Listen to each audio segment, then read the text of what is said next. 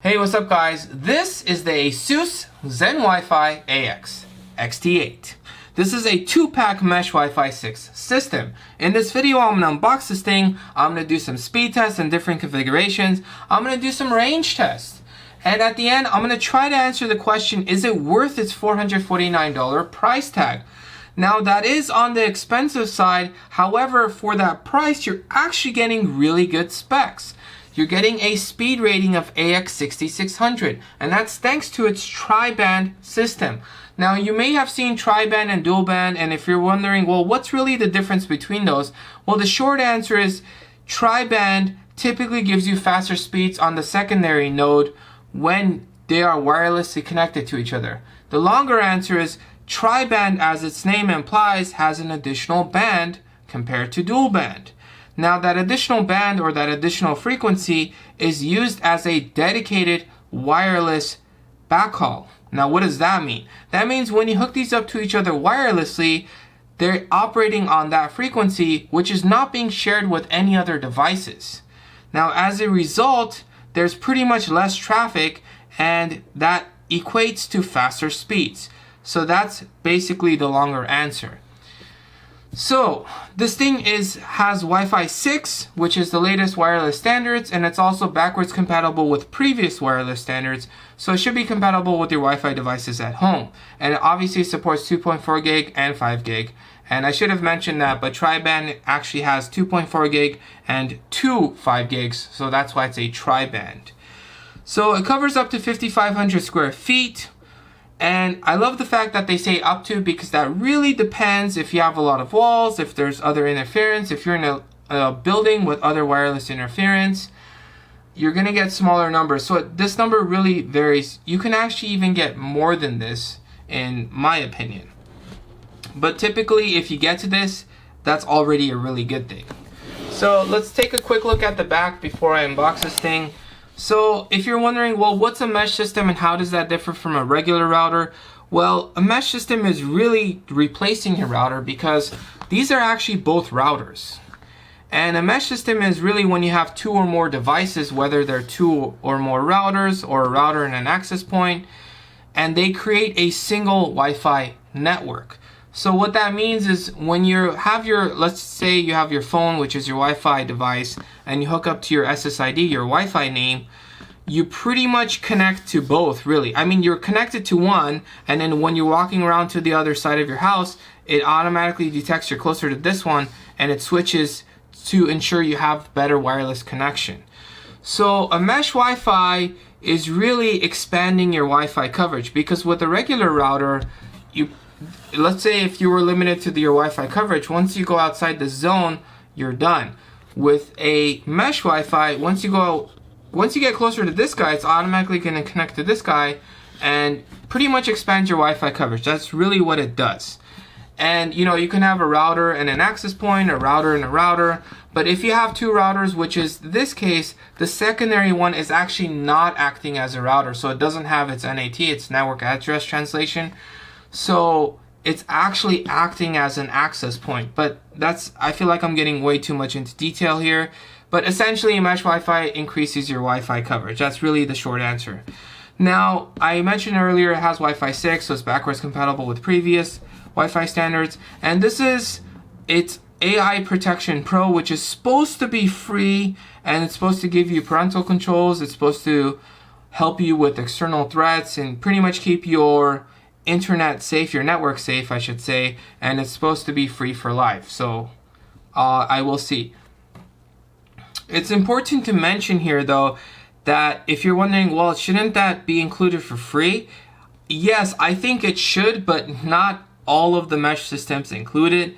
So I personally really like the Eero Pro 6, but the Eero Pro 6, actually, if you want parental controls and more security and stuff, you have to get a subscription for it after their free 30-day trial. It's not super expensive, but the fact that you have to get it, I'm not really a fan of that. So I like mesh systems like this one that include it for free. And the other thing is with ASUS, their system is called AI Mesh. Now, according to this, you can pretty much hook this up to other ASUS routers, assuming they support AI Mesh. Now, I'm not going to try that, but it looks like you can do that. So if you have an ASUS router and you want to continue to use that, it looks like you can if you get this system. So let's go ahead and open this up and see what's inside. I really like this foil embossed thing, by the way. I'm sure you guys could tell at the beginning when I did my whole cool sliding thing. Actually,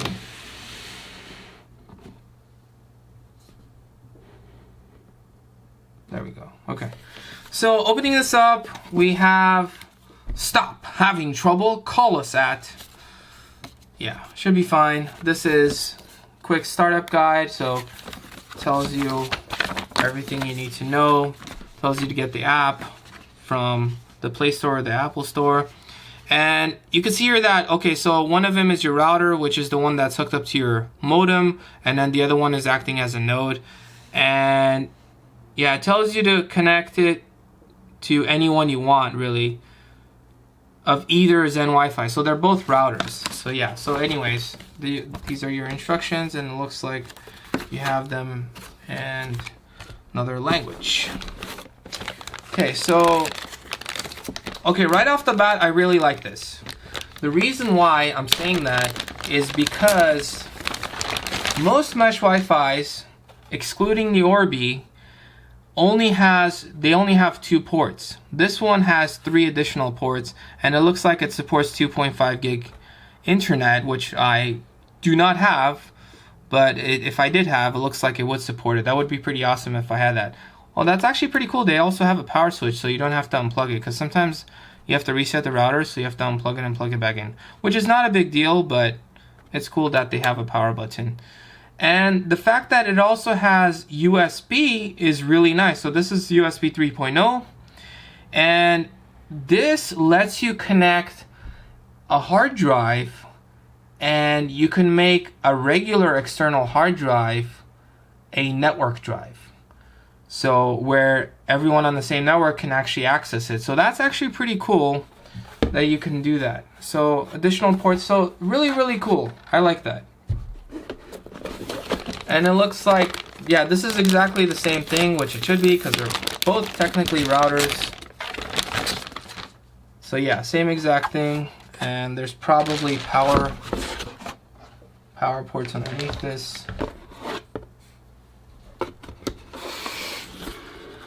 Okay, a lot of empty space. So yeah, so you got your power. This is what it looks like if you're wondering. And obviously, same exact thing for the other guy. And you get a, this is Cat 5e or Cat 6? Cat 5e. So you get a Cat 5e network cable, which I feel like they should give you guys Cat 6 at least, but Cat 5e technically still supports gigabit. And yeah, that's pretty much it, and your VIP member warranty notice. Alright, so we're gonna set this up. Much later. So it's been 3 weeks since I've unboxed it, and I wanted to run it just to see if everything was gonna be okay. So within the first 3 or 4 days, it actually dropped connections twice, which was a little disappointing because I generally like ASUS products. I've had their motherboards, their video cards. I've also had ASUS routers, and they've all pretty much been fine. So I'm like, you know what, let me give it the benefit of the doubt and let me restart it. So I restarted both devices, and it hasn't dropped since in the last 2.5 weeks. So therefore we are at 3 weeks now. But it's worth mentioning that it did drop twice, which I don't believe has happened with any of the other mesh Wi-Fis that I've reviewed. Yeah, I don't think it has. So wasn't exactly a good look, but I mean, it's been fine since I restarted, so maybe there was something wrong that just needed a restart. Okay, so jumping straight in, I'm gonna do a speed test, and then I'm gonna unplug the mesh Wi-Fis just so you guys could see, you know, when I explain the stuff and everything, it'll make more sense. But I have my iPhone 12 Pro, and I'm gonna use the speed test app, and I'm gonna do a speed test just so you guys can see the speeds that I get. So typically my internet speeds are around 480 megabits per second down and around 24 megabits per second up. Now my ISP underrates it a little bit, you know, because technically my service is 400 down and 20 up, but I typically get around here, so I just say that those are pretty much my internet speeds. So, and this is a Wi-Fi 6 device. This is the iPhone 12 Pro. So I expect good speeds from this, especially that I'm really close to it. So yeah, so I got 478 down and 23.4 up, so which is in line with what I expect. Okay, so I'm actually gonna turn off the camera for a second. I'm gonna unplug the mesh Wi-Fi's and then we're gonna continue from there. Few moments later. So for the speed test and range test, I used my iPhone 12 Pro, which is my Wi-Fi 6 device, and I used the Pixel 5, which is my Wi-Fi 5 device. So I have two sets of numbers for each test that I did. I also did a USB 3.0 speed test, and I'll talk about that a little bit later. So to keep this consistent with how I did all my other mesh Wi-Fi's, I'm going to keep the numbering the same in terms of the options. So here we go. Option number 1 is when you hook up a router by itself. So just because it is a mesh Wi-Fi, it doesn't actually mean you need to use more than one, since technically this is a router by itself. Now, in this configuration with both devices, I pretty much get full speeds, which is what I would expect from something like this. Now, jumping on to option 3 is when you add another router, which is now acting as a node or an access point or an extender or a satellite, whatever you want to call it. It's basically a secondary device that is physically a router but is not acting like a router. And what it does is it obviously expands your coverage. So when you hook these up to each other via Ethernet, that's called wired backhaul or Ethernet backhaul. So that's option number 3. And with this, on the secondary device, I pretty much get full speeds. Now with all my results on the primary device that's hooked up via Ethernet to your modem, I always get full speeds. But so I do the speed test on the secondary device because that's usually the one that matters, you know, to see if it's going to slow down essentially. Okay, option number 4 is pretty much the same thing, except you hook these up to each other wirelessly instead of through a wire. So, you know, one of them has hooked up to your modem, the other one is just, you know, a room or 2 rooms away, hooked up to a wall, and it pretty much expands your coverage. Now, because this is a triband, it has a dedicated wireless backhaul, so it pretty much doesn't share that with anything else, which essentially translates to really good speeds. And you see that here as well. So full speeds pretty much with any device.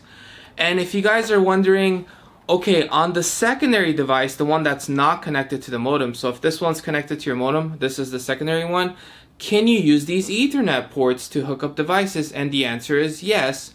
In fact, I hooked this up to my Xbox Series X and I did a speed test. Pretty much got full speeds there, very close to it. It was 450 down and 22 up. I'm sure if I did another or 2 more, it probably would have gotten to 480, but pretty much full speeds, which is what I was expecting. Now, those are the speed tests, and the speed test pretty much did really well. It was what I was expecting from a tri-band system. Now we get into range tests. But range test actually really varies based on your location, as I mentioned earlier. You know, it depends if there's other wireless interference, if you're in a building, other people have routers, and you know, if there's a lot of walls, if they're concrete walls, or if they're brick walls. So a lot of this stuff can really affect your range. So when I say range, you know, it might not be the same range for you, and I've mentioned this in the past, but basically at my parents' house, they have an ASUS Wi-Fi, and that thing goes way farther than what I would get here when I had it. At 20 feet, 6.1 meters away, they're pretty much both full speeds, both Wi-Fi 6 and Wi-Fi 5. But at 50 feet, that's when I actually go outside, I close my front door, which actually makes a difference when I close my front door. If I leave it open, I can actually go slightly farther or get slightly better speeds. But to keep it consistent, I always closed it for all my other mesh tests, so that's why I closed it for this one as well. But at 50 feet, you really see that the Wi-Fi 6 is getting much faster speeds than the Wi-Fi 5 device. At 60 feet, it's pretty much around the same category. At 70 feet, this is where most of the mesh Wi-Fis that I've tested pretty much cap out, excluding the Deco X90. The Deco X90 did pass 70 feet, but this one is really, really doing well. At 90 feet, you're still getting pretty good usable speeds on the Wi-Fi 6 device.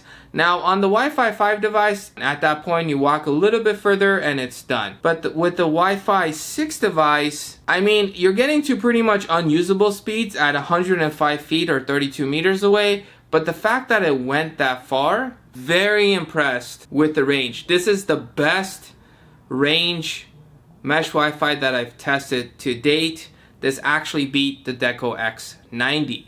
So this is currently the best range that I've tested. Okay, now USB 3.0 hard drive time. Now I did mention this has a USB 3.0 port, which you can hook up an external hard drive and create a network hard drive out of it. Now what does that mean? That means I can take a hard drive, hook it up to that, and then all the devices on my network can in theory have access to this, so they can read from it, write from it. You can share files between each other using this, and this thing is pretty much always on because your mesh Wi-Fi is pretty much always on. So you don't, if you were sharing this on your computer would need to be on for this to be shared, whereas your mesh Wi-Fi is pretty much on anyways to give you to give you network access, to give you Wi-Fi access and stuff. So it's actually pretty convenient for this. But the question I had was, can it power a portable drive that's USB 3.0 powered?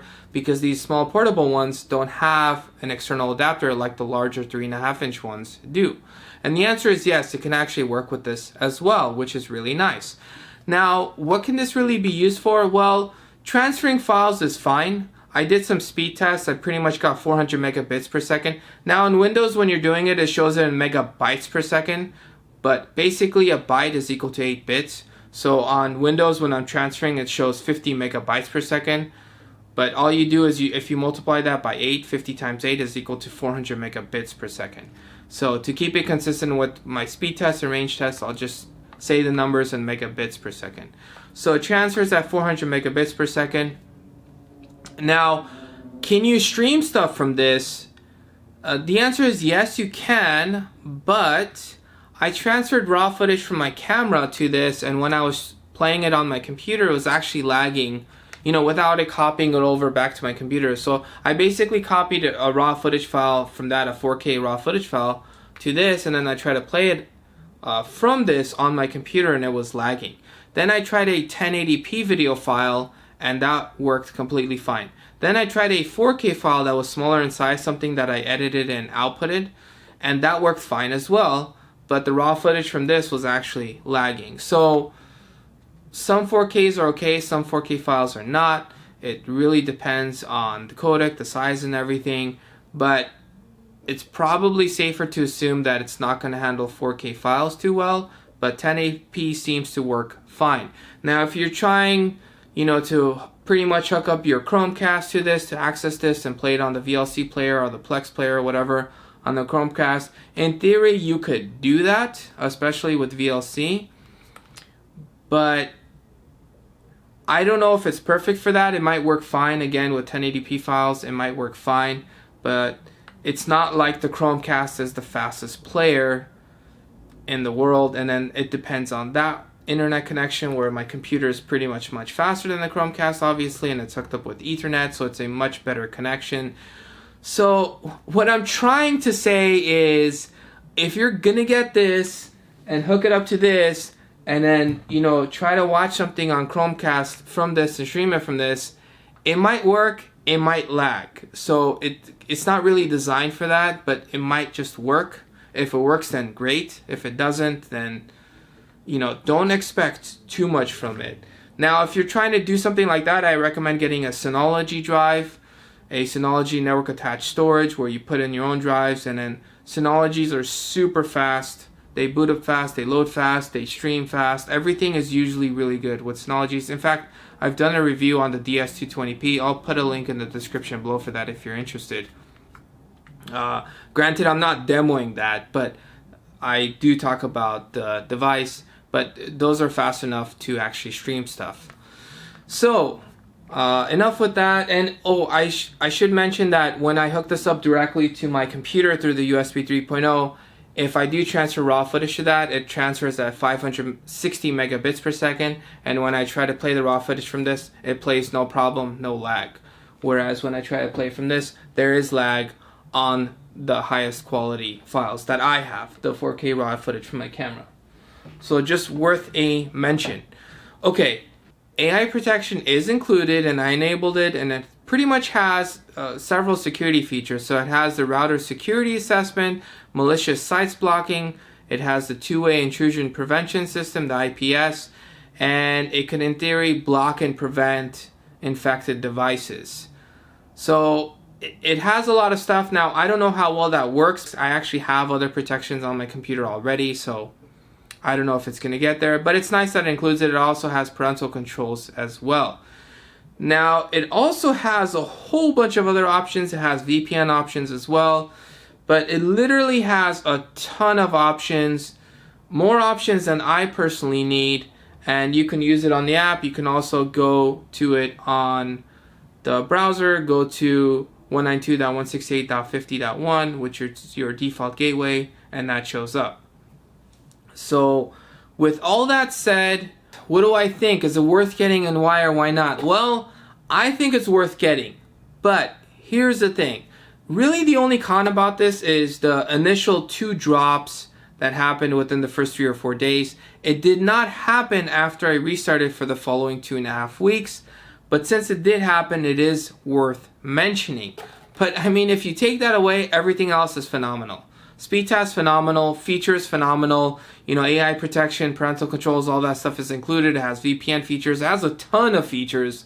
You have extra Ethernet ports, you have a USB 3.0 port, you can hook up network hard drives to it. It has the best range test till date. It even beat my very recently tested Deco X90 by TP-Link. And it's also priced very, very well at $449 retail for a 2-pack. So honestly, I think this thing is amazing. Really the only con was those 2 drops. If that didn't happen, like hands down, I would say this is definitely the best that I've tested to date. But other than that, amazing. I mean, let me know what you guys think in the comment sections below. As always, hit that subscribe button if you guys did enjoy this video, if you guys want to see videos like this, and if you guys have any questions or comments, just write in the comment sections below. I do try my best to answer them, and I have other mesh Wi-Fi's coming up. So I recently got the ZenWiFi X Mini. In fact, I actually got this and the XT8 because several people requested it. I can't always get stuff, but sometimes I do try my best to get things if there's a lot of interest in stuff. So, I mean, I do read the comments, and, if you guys have questions and stuff, I do try to answer them. As always, thank you guys for watching. Thank you to all my current subscribers, and just have a fantastic day.